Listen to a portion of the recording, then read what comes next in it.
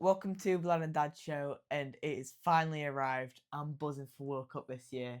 It kicked off with Mexico beating South Africa 2-0 at the iconic Azteca Stadium. It was just so good to watch World Cup again, isn't it? It's been a long time coming. Yeah. The buzz hasn't quite been there as we've been, approaching it, but now it's here. It's all systems go. Yeah, like we've been planning what games we're gonna watch with Yeah. times and stuff like that. That's been the hardest thing. Yeah, Isn't it? that is the hardest thing with it being in America. But it's good to wake up in the morning and sort of just watch the highlights without knowing the results. Yeah. So it is good to have that little bit of enjoyment when you're watching each individual team. And like your smaller teams who are in it this year, like Curacao, it's like they'll get smashed, but it's good. It'll be good to actually watch them. Yeah. To be fair, there is a lot of smaller teams. I mean, Yeah, you can be negative in certain ways about how many teams are in it this year, and there's a lot of issues with certain things that are going off for this World Cup. But I want to say on a positive because we're yeah, just getting kicked off. Let's give it a chance. Like I said, the Aztec Stadium, for that to be used in the first game, I think that's, for me, Mexico '86 is my World Cup. What I remember a little bit about '82, but '86 was my first World Cup that I watched all the way through. So the Aztec Stadium is really iconic for me. So to watch it again this year in this World Cup, seeing yeah. kicking off, the one thing that I will say is that I can't believe it's not being used for the And final or it's like the semis or yeah, it's you football know history, isn't it? it is. But obviously, I get it's the America's the main place for the World Cup. So the final, it's going to be in America, obviously. But surely you could use it for the semi final, and I Yeah. believe it's not being used for that. But that's by the by. But Mexico, I thought looked quite Yeah, tidy. they did. They could be a little dark horse because it's a home tournament for them, and maybe if they do carry on playing like they played against South Africa, where like you said they look tidy, they look comfortable on the ball, maybe they could go far into the tournament. And also, when we're talking, we're hearing a lot about a lot of teams are going to struggle with the heat out there. Yeah, Mexico aren't going to Mexico struggle are with that. used to it, of course. So yeah, so you never know. You never know. Yeah, that is a good point for that host nation, and America, they got off to a flying start, 4-1 win. It's a good result that for them, isn't it? They look well. They look did. really, really good. I think it's what they needed as Yeah. well, because obviously there's been a lot of stuff going off about this World Cup. That's the positive Yeah. injection that they needed. Beating Paraguay. Yeah, couldn't have gone off to a better start. Not just scraping by with a 1-0 win. It was like bam, bam, Yeah. bam. Atmosphere was unbelievable in It the was, place. yeah. Yeah, they looked. One or two of the players Yeah. looked like they were, Yeah. really on form. So. It's like people do sort of just like sort of diss America, don't they? And when you actually look at the team, they have got some good players. It's like if Pulisic performs this for World Cup, I think he could carry them quite far because then in the midfield and in the defence, they do look solid there. Then Pulisic is the star man for them, isn't he? You would imagine they're going to be well set up and well built because they've got Pochers as coach, manager. Like you said, they've got a couple of good individual players there as well, quite experienced players as well.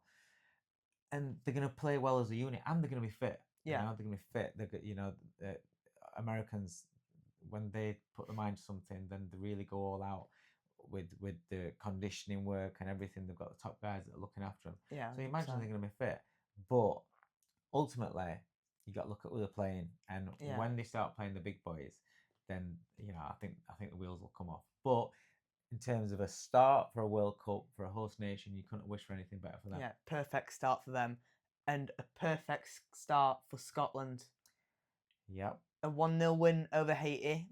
It looked a bit nervous for Scotland bit fans. squeaky at the end, for some Scotland fans, but the main thing is we got the result, and it's good to see Scotland back in the World Cup because if another home team is in it from the UK, it is always good. But obviously, we don't want them to go that far. We don't want them to go as far as England, obviously. But while the underdog sort of thing, you don't mind them doing well. We've always followed Scott McTominay. Obviously, when he was at Man United, he's flying now, isn't Napoli, the turnaround in him has been unbelievable. But he's always had that attitude. When he was at United, we were always saying we wanted him to stay at United, didn't we? Yeah. And to see how he's now in a World Cup, it's brilliant for him. So, they've got some good players. And it's good to see Andy Robertson Yeah. Now he's left Liverpool, we can talk nicely about Andy Robertson. So it's good to see Andy Robertson performing in a World Cup. He had a good game Yeah. as well. Some of those deliveries on that left-hand side. John McGinn getting his goal as well. Yeah, so it's good to see Scotland getting off to a good start. The worry is it was a nervy 1-0 win Against Haiti as well. Haiti, who's you would expect him to bang in Yeah. a couple of goals, but there was a lot of pressure on him because I don't think they've been out of the group stages ever, or certainly not for a long, long time. So for them to get out of the group stages was a big thing. Yeah. And to get the win, they've not won a World Cup game for years. Even when there was qualifying, if I remember rightly, they were getting knocked out of group stage without getting wins. Yeah. So it's a lot of pressure off the back, and hopefully they can go from strength to strength. Yeah, and as well, it helps that in their group, Morocco and Brazil drew, so they're Yeah. now top. Who would have thought I it? know, but Morocco looked good, didn't they, against Brazil? Yeah, But- we're caught up on that, and Morocco look They look strong, sharp. sharp. Yeah. They look well organised, very, very attacking. They Very look like attacking. they look like a team that you're gonna enjoy watching Yeah, in this World Cup. Because in the last World Cup and when I've watched AFCON, it's like you always want to watch their games because Yeah. it is just attacking and attacking. Yeah. And you've got some very, very strong players in there. And it's like they could go far. Because what are they ranked? 7th in the world now? 7th, yeah. So for them, high expectations. Yeah, I think Brazil is 6th and Morocco was 7th. And it's mad because when I was your age, when I was young, Yeah. Morocco were crap. Yeah. They were useless. And now you look at them and you look at how good they looked yesterday. And like I said, they're not playing a one of the weaker teams. Yeah. Playing They're Brazil. Yeah. Opening game, Brazil are up for it and Mm. are going to be firing, and they absolutely bossed They it. I did. thought. They did. And a player who stood out for a lot of people, including myself, is Ayoub Bouadi. What a player! What a player! He's 18 years old. Yeah. And playing against that Brazilian midfield. Yeah. To do what he did, if you haven't watched it, go and watch the highlights because he's absolutely quality. He just bossed him around, didn't he? Bossed it. He was here, there, he was everywhere. Making right decisions. Right decisions, quality of passes, interceptions. He was. Yeah. Do you know what I like about World Cup? I always look forward to a World Cup is because it always uncovers one or two players. Yeah. Where you'd never heard of him, and then all of a sudden it's like, whoa, where's he been? Definitely, Where's he come from? I just found out that he was actually in the French under-21s. Really? Yeah, he was the French under-21s captain, and I think only last year he switched over to Morocco.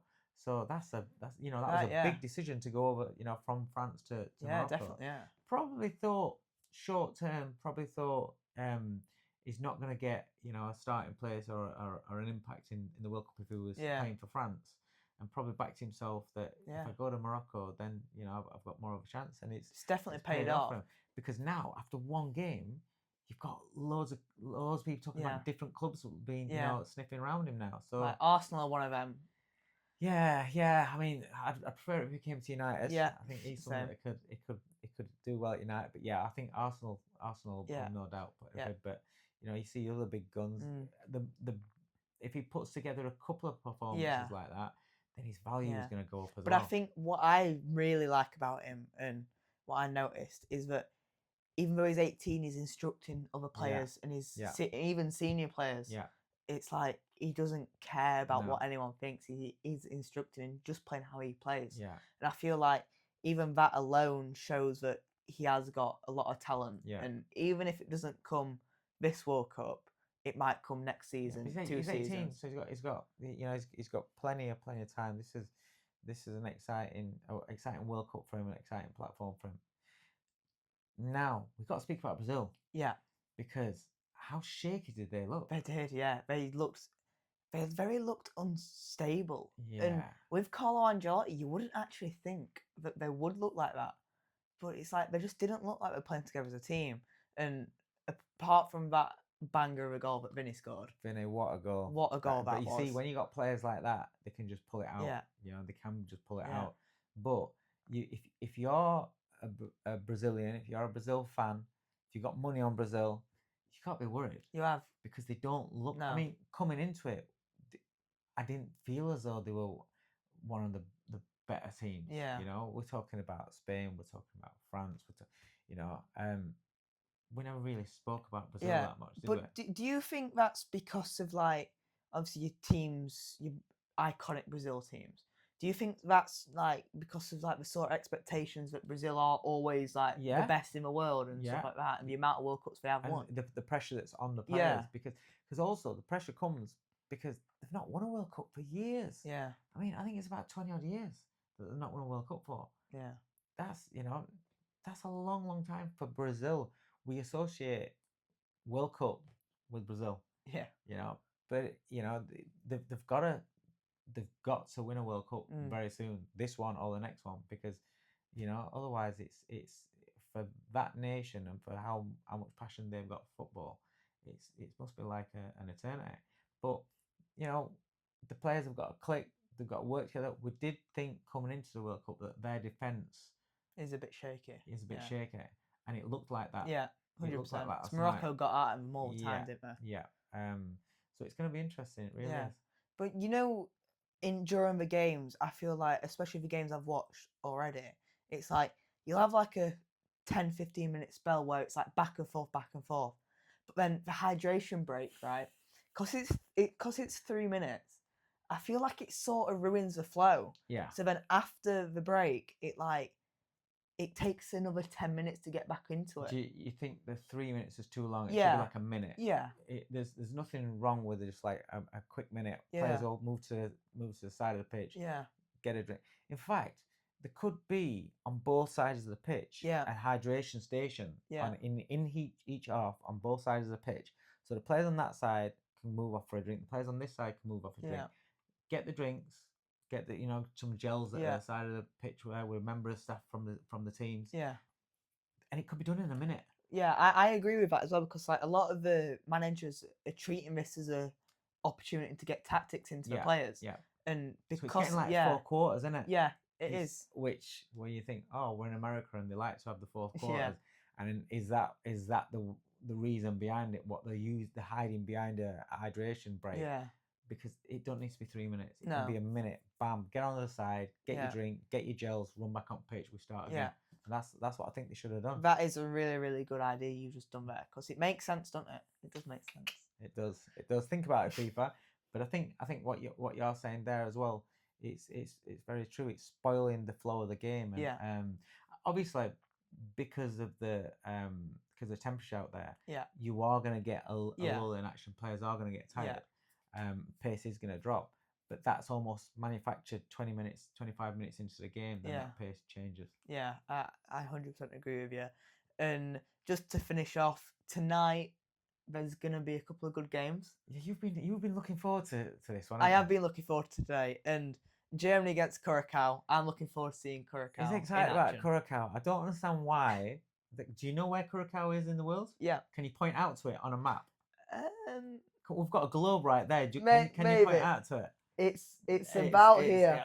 It's about there. He's blagging it. It's off camera. He's blagging it. Oh, what does that say? Does that say Curacao? No, it doesn't know. But yeah, I feel like if you're a German striker though, you want to go and get 4, 5. You're looking at that golden boot, aren't you? Yeah. And you're thinking this is an opportunity to go out and bag some goals and get an head start. Yeah. So yeah, it's going to be interesting to see what's got. If that score line isn't 5-6, Germany, I'm going to be disappointed in you. And finally tonight, it's Holland against Japan. That's a good game. Because both them teams, I think they can go quite far into the tournament.